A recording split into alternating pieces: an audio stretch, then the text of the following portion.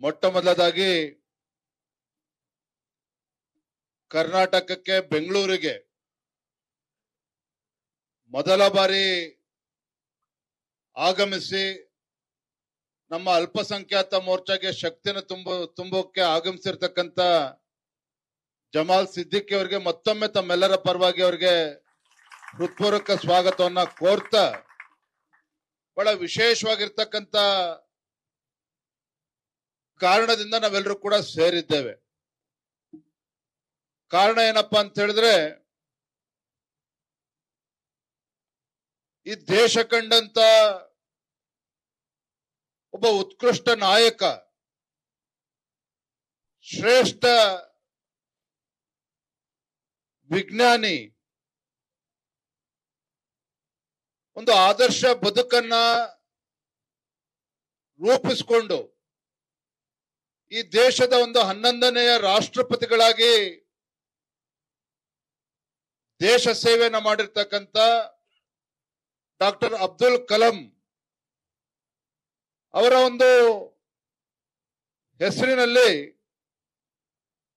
ಒಂದು startup youth award, ಅಂದ್ರೆ ಒಂದು ಬ್ಯಾಂಗ್ಳೂರು ಅಥವಾ ಕರ್ನಾಟಕ ಅಂತ ಹೇಳಿದ್ರೆ startup capital of the country ಅಂತ ನಾವು ಕರಿತೇವೆ. ಇವತ್ತು ಡಾಕ್ಟರ್ ಅಬ್ದುಲ್ ಕಲಾಂ ಅವರ ಆ ಪುಣ್ಯಾತ್ಮನ ಹೆಸರಿನಲ್ಲಿ ಒಂದು ಸ್ಟಾರ್ಟ್ಅಪ್ ಯೂತ್ ಅವಾರ್ಡ್ ಅನ್ನ ಆಯೋಜನೆ ಮಾಡಬೇಕು, ಅದರ ಮುಖೇನ ಯುವಕರಿಗೆ ಒಂದು ಪ್ರೇರಣೆಯನ್ನ ನೀಡಬೇಕು ಅನ್ನುವ ಒಂದು ಸದುದ್ದೇಶ ಇಟ್ಕೊಂಡು ನಾವೆಲ್ಲರೂ ಕೂಡ ಇವತ್ತು ಸೇರಿದ್ದೇವೆ. ನಮ್ಗೆ ಗೊತ್ತಿದೆ, ಅಬ್ದುಲ್ ಕಲಾಂ ಅಂತ ಹೇಳಿದ್ರೆ ಒಂದು ಜಾತಿ ಧರ್ಮ ಎಲ್ಲವನ್ನು ಮೀರಿ ಒಂದು ಶ್ರೇಷ್ಠ ವ್ಯಕ್ತಿತ್ವದೊಂದಿಗೆ ಭಾರತ ಮೊದಲು ಅಂತಕ್ಕಂಥ ಒಂದು ಧ್ಯೇಯದಿಂದ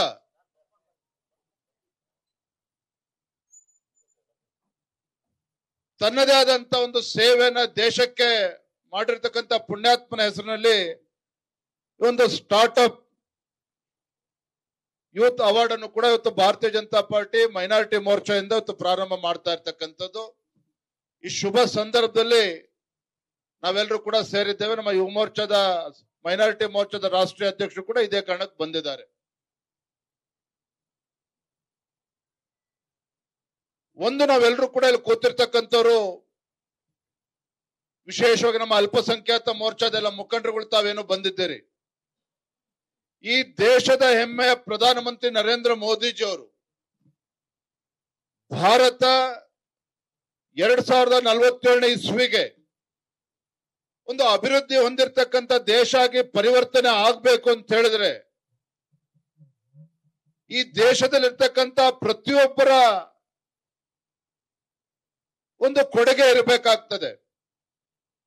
ಇತ್ತು ಭಾರತ ಒಂದು ಅಭಿವೃದ್ಧಿ ದೇಶ ಆಗಿ ಪರಿವರ್ತನೆ ಆಗ್ಬೇಕು ಅಂತ ಹೇಳಿದ್ರೆ, ನರೇಂದ್ರ ಮೋದಿಜಿ ಅವರ ಕನಸು ನನ್ಸಾಗ್ಬೇಕು ಅಂತ ಹೇಳಿದ್ರೆ, ಇವತ್ತು ಹಿಂದೂ, ಮುಸಲ್ಮಾನ್ ಮತ್ತು ಕ್ರಿಶ್ಚಿಯನ್ ನಾವೆಲ್ಲರೂ ಕೂಡ ಒಂದೇ ತಾಯಿಯ ಮಕ್ಕಳಂತೆ ಇವತ್ತು ದೇಶದ ಅಭಿವೃದ್ಧಿಯ ಚಿಂತನೆಯಲ್ಲಿ ನಾವು ಮುಂದೆ ಸಾಗಿದ್ದೆ ಆದ್ರೆ ಖಂಡಿತ ನರೇಂದ್ರ ಮೋದಿಜಿ ಅವರ ಕನಸು ಒಂದು ವಿಕಸಿತ ಭಾರತ, ಆ ಕನಸು ಇವತ್ತು ನನ್ಸಾಗೋದಕ್ಕೆ ಸಾಧ್ಯ ಆಗ್ತದೆ. ನಾನು ನೇರವಾಗಿ ಒಂದು ವಿಚಾರಕ್ಕೆ ಬರ್ತೇನೆ. ಇವತ್ತು ಭಾರತೀಯ ಜನತಾ ಪಾರ್ಟಿ ಅಂತ ಹೇಳಿದ್ರೆ ಅಲ್ಪಸಂಖ್ಯಾತ ವಿರೋಧಿಗಳು ಅನ್ನುವ ಒಂದು ಭಾವನೆಯನ್ನ ಕಾಂಗ್ರೆಸ್ ಪಕ್ಷ ವ್ಯವಸ್ಥಿತವಾಗಿ ಅದನ್ನ ಮುಂಚೂಣಿಗೆ ತರ್ತಕ್ಕಂಥ ಕೆಲಸವನ್ನ ಮಾಡ್ತಾ ಇದೆ. ನಾನು ಇವತ್ತು ವೇದಿಕೆ ಮೂಲಕ ತಮಗೊಂದು ಮಾತನ್ನ ಹೇಳೋದಕ್ಕೆ ಇಚ್ಛೆ ಪಡ್ತೇನೆ. ಸ್ವಾತಂತ್ರ್ಯ ಬಂದು 75 ವರ್ಷಗಳ ಕಳೆದಂತ ಸಂದರ್ಭದಲ್ಲಿ ಈ ದೇಶದಲ್ಲಿ, ರಾಜ್ಯದಲ್ಲಿ 55-60 ವರ್ಷಗಳ ಕಾಲ ಸುದೀರ್ಘವಾಗಿ ಆಡಳಿತ ನಡೆಸಿರ್ತಕ್ಕಂಥವ್ರು ಕಾಂಗ್ರೆಸ್ ಪಕ್ಷದವರು, ಗಾಂಧಿ ಕುಟುಂಬದವರು. ಹಾಗಾಗಿ ನನ್ನ ಪ್ರಶ್ನೆ ಇವತ್ತು, ಈ ದೇಶದಲ್ಲಿ ಇವತ್ತು ಅಲ್ಪಸಂಖ್ಯಾತರು ಬಡವರಾಗೆ ಇದ್ದಾರೆ ಅಂತ ಹೇಳಿದ್ರೆ, ಇವತ್ತು ದೇಶದಲ್ಲಿರ್ತಕ್ಕಂಥ ಅಲ್ಪಸಂಖ್ಯಾತರು ಇವತ್ತು ಕೂಡ ಮುಂಚೂಣಿಗೆ ಬರೋದಕ್ಕೆ ಸಾಧ್ಯ ಆಗಿಲ್ಲ, ಬಡವರಾಗಿ ಇದ್ದಾರೆ ಅಂತ ಹೇಳಿದ್ರೆ ಇದು ಕಾಂಗ್ರೆಸ್ ಪಕ್ಷದ ಕೊಡುಗೆ ಅಲ್ವಾ? ಹಾಗಾದ್ರೆ ಕಾಂಗ್ರೆಸ್ ಪಕ್ಷದ ಕೊಡುಗೆ ಅಲ್ವಾ? ಹಾಗಾದ್ರೆ ಬಡವರು ಬಡವರಾಗೆ ಇರಬೇಕು, ಅಲ್ಪಸಂಖ್ಯಾತರು ಬಡವರಾಗೆ ಇರಬೇಕು.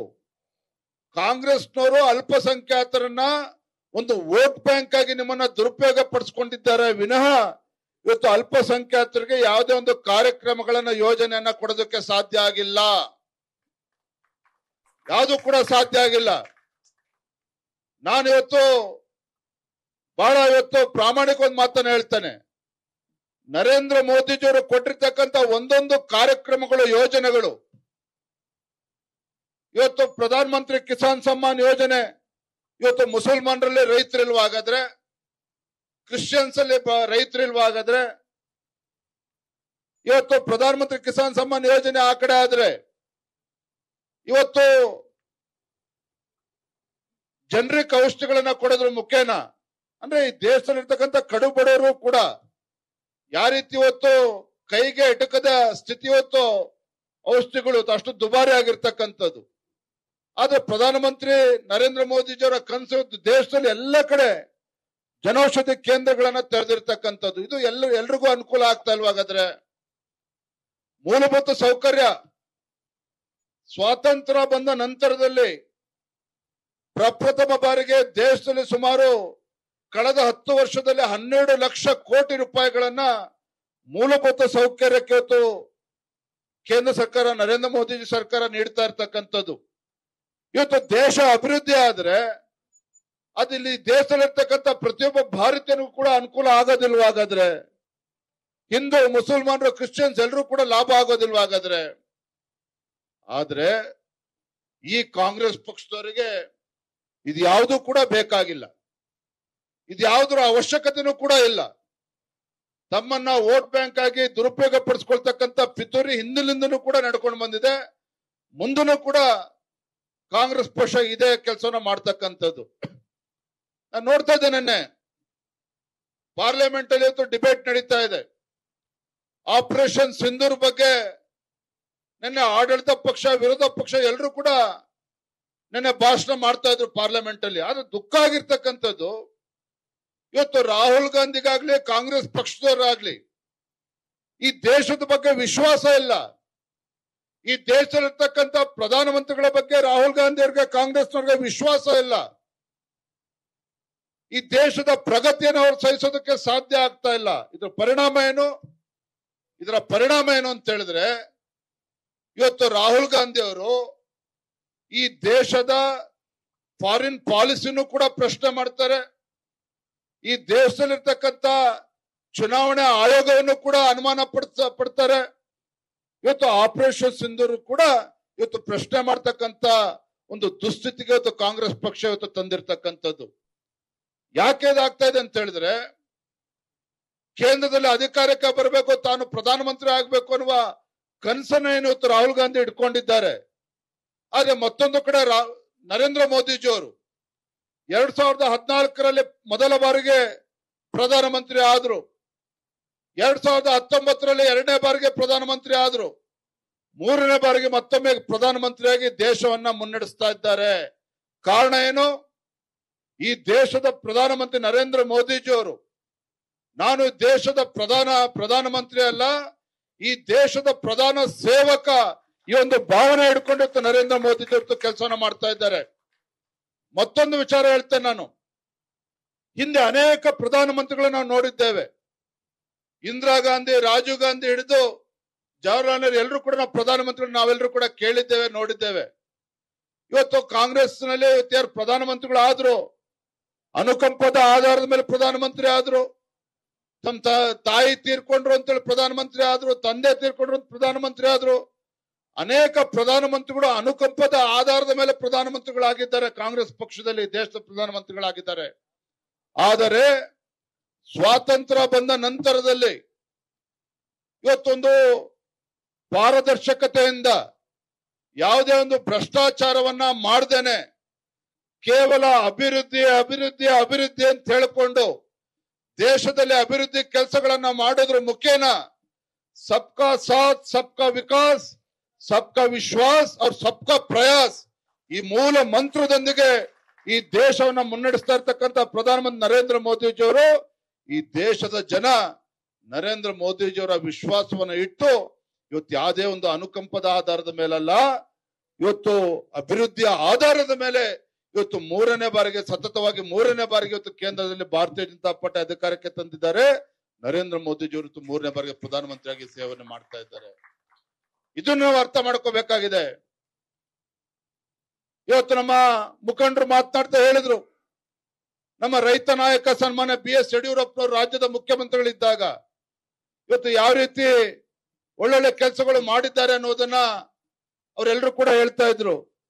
जमात सिद्दीकी जी, जब येडियूरप्पा जी इस राज्य के मुख्यमंत्री थे भारतीय जनता पार्टी सरकार के समय में, येडियूरप्पा जी ऐसा नेता थे, भारतीय जनता पार्टी सरकार जब कर्नाटक में थे पहली बार हज भवन को करोड़ों रुपया हज भवन का निर्माण के लिए पैसा दिया है येडियूरप्पा जी बीजेपी सरकार में। और minority commission, Christian board commission constitute करके 50 करोड़ से ज्यादा रुपया क्रिश्चियन डेवलपमेंट बोर्ड पैसे दिए थे येडियूरप्पा जी जब भारतीय जनता पार्टी सरकार कर्नाटक में सत्ता में थे। ಯಾಕೆ ಮಾತನ್ನ ಹೇಳ್ತಾ ಇದ್ದೇನೆ ಅಂತ ಹೇಳಿದ್ರೆ, ಭಾರತೀಯ ಜನತಾ ಪಾರ್ಟಿ ನರೇಂದ್ರ ಮೋದಿಜಿಯವರು ಇರ್ಬೋದು, ಯಡಿಯೂರಪ್ಪನವರು ಇರ್ಬೋದು, ಭಾರತೀಯ ಜನತಾ ಪಾರ್ಟಿ ಇರ್ಬೋದು, ನಾವ್ ಯಾವತ್ತೂ ಕೂಡ ಇವತ್ತು ಅಲ್ಪಸಂಖ್ಯಾತ ವಿರೋಧಿಗಳಲ್ಲ. ಯಾರು ದೇಶ ದ್ರೋಹಿಗಳಿದ್ದಾರೆ ಅವರಿಗೆ ರಕ್ಷಣೆ ಮಾಡ್ತಕ್ಕಂತ ಪ್ರಶ್ನೆನೇ ಇಲ್ಲ. ಆದ್ರೆ ಅಲ್ಪಸಂಖ್ಯಾತರಿಗೆ ಅನ್ಯಾಯ ಮಾಡೋದಕ್ಕೆ ಭಾರತೀಯ ಜನತಾ ಪಾರ್ಟಿ ಯಾವತ್ತೂ ಕೂಡ ಬಿಟ್ಟಿಲ್ಲ. ನರೇಂದ್ರ ಮೋದಿಜಿನೂ ಕೂಡ ಬಿಡ್ತಕ್ಕಂತ ಪ್ರಶ್ನೆನೇ ಇಲ್ಲ. ಯಡಿಯೂರಪ್ಪನವರಿಂದನೂ ಕೂಡ ಇವತ್ತು ಯಾವತ್ತೂ ಕೂಡ ಅಲ್ಪಸಂಖ್ಯಾತರಿಗೆ ಅನ್ಯಾಯ ಆಗಿಲ್ಲ ಅನ್ನೋದನ್ನ ನಾವೆಲ್ಲರೂ ಕೂಡ ಇವತ್ತು ಒಪ್ಕೊಳ್ಳಬೇಕಾಗ್ತದೆ. ಹಾಗಾಗಿ ನಾ ಇಷ್ಟು ಮಾತ್ರ ಸಂದರ್ಭದಲ್ಲಿ ಹೇಳ್ತಾನೆ, ರಾಷ್ಟ್ರೀಯ ಅಧ್ಯಕ್ಷರು ಅನೇಕ ವಿಚಾರಗಳನ್ನ ತಮ್ಮೊಂದಿಗೆ ಹಂಚ್ಕೊಳ್ಳರಿದ್ದಾರೆ. ನಾನಿವತ್ತು ಅನಿಲ್ ಥಾಮಸ್ ಅವರು ನಿಜವಾಗ್ಲೂ ಕೂಡ ನನ್ನ ಅಭಿನಂದನೆ ಸಲ್ಲಿಸಬೇಕಾಗ್ತದೆ. ಪಕ್ಷದ ಒಬ್ಬ ನಿಷ್ಠಾವಂತ ಕಾರ್ಯಕರ್ತನಾಗಿ ರಾಜ್ಯದ ಅಲ್ಪಸಂಖ್ಯಾತ ಮೋರ್ಚಾದ ಅಧ್ಯಕ್ಷರಾದ್ಮೇಲೆ ರಾಜ್ಯದ ಅಧ್ಯಕ್ಷನಾಗಿ ಒಂದು ಭರವಸೆನ ಕೊಡ್ತೇನೆ. ನನ್ನ ಕರ್ತವ್ಯನೂ ಕೂಡ ಇದೆ. ನಮ್ಮ ಕರ್ನಾಟಕ ರಾಜ್ಯದಲ್ಲಿರ್ತಕ್ಕಂಥ ಅಲ್ಪಸಂಖ್ಯಾತ ಮೋರ್ಚಾ ಇಡೀ ದೇಶದಲ್ಲಿ ಯಾವ ರಾಜ್ಯದಲ್ಲೂ ಕೂಡ ಅಷ್ಟು ಬಲಿಷ್ಠವಾಗಿರಬಾರದು, ಅಷ್ಟು ಬಲಿಷ್ಠವಾಗಿ ರಾಜ್ಯದಲ್ಲಿ ಬೆಳಿಬೇಕು. ಆ ರೀತಿ ಸಂಪೂರ್ಣ ಸಹಕಾರ ನಾನು ಕೊಡ್ತೇನೆ ಅನ್ನೋ ಮಾತನ್ನೇ ಸಂದರ್ಭದಲ್ಲಿ ಹೇಳ್ತಾ ಸಂತೋಷ ಆಗಿದೆ. ಬಹಳ ದಿನಗಳ ನಂತರ ಇವತ್ತು ರಾಜ್ಯದ ಮೂಲೆಗಳಿಂದ ತಾವೆಲ್ಲರೂ ಕೂಡ ಬಂದಿದ್ದೀರಿ. ಎಲ್ಲ ಹಿರಿಯರ ಮಾತುಗಳನ್ನು ಕೂಡ ಆಲೈಸಬೇಕು. ಅದೇ ರೀತಿ ರಾಷ್ಟ್ರೀಯ ಅಧ್ಯಕ್ಷರು ಅವರ ಮಾತುಗಳನ್ನು ತಾವೆಲ್ಲರೂ ಕೂಡ ಕೇಳಬೇಕು ಅಂತ ಹೇಳಿ ಸಂದರ್ಭದಲ್ಲಿ ಹೇಳ್ತಾ, ಬಂದಿರ್ತಕ್ಕಂಥ ಎಲ್ಲರೂ ಕೂಡ ವಂದಿಸಿ, ನಮ್ಮ ರಾಷ್ಟ್ರೀಯ ಅಧ್ಯಕ್ಷರು ಕೂಡ ವಂದಿಸಿ ನನ್ನ ಮಾತುಗಳಿಗೆ ವಿರಾಮಗಳನ್ನು ಹೇಳ್ತೇನೆ. ನಮಸ್ಕಾರ, ವಂದನೆಗಳು. ನಾನು ನಿನ್ನೆ ದಿನ ನಾನು ರಾತ್ರಿ ಶಿವಮೊಗ್ಗಕ್ಕೆ ತೆರಳಬೇಕಾಗಿತ್ತು. जब पता चला कि हमारा राष्ट्रीय अध्यक्ष जी इधर कर्नाटक आ रहा है, बेंगलुरु में आ रहा है, मेरा जिम्मेदारी भी बनता है जब अध्यक्ष जी आ रहे हैं तो अध्यक्ष जी को मिल के प्रणाम करके जाना है, इसलिए मैं भी रुका था. ತುಂಬಾ ಸಂತೋಷ ಆಗಿದೆ. ನಾ ಕಾರ್ಯಕ್ರಮ ಮುಗಿಸ್ಕೊಂಡ ತಕ್ಷಣ ಶಿವಮೊಗ್ಗ ಹೊರಡಬೇಕಾಗಿದೆ. ಯಾರು ಕೂಡ ಅನ್ಯತಾ ಭಾವಿಸಬಾರದು ಅಂತ ಹೇಳಿ ಮತ್ತೊಮ್ಮೆ ತಮ್ಮೆಲ್ಲರೂ ಕೂಡ ವಂದಿಸಿ ಮಾತನ್ನು ಮುಗಿಸ್ತೇನೆ. ನ್ಯೂಸ್ ಫಸ್ಟ್, ನಿರ್ಭೀತಿಯಿಂದ ನಿಮ್ಮ ಪರವಾಗಿ.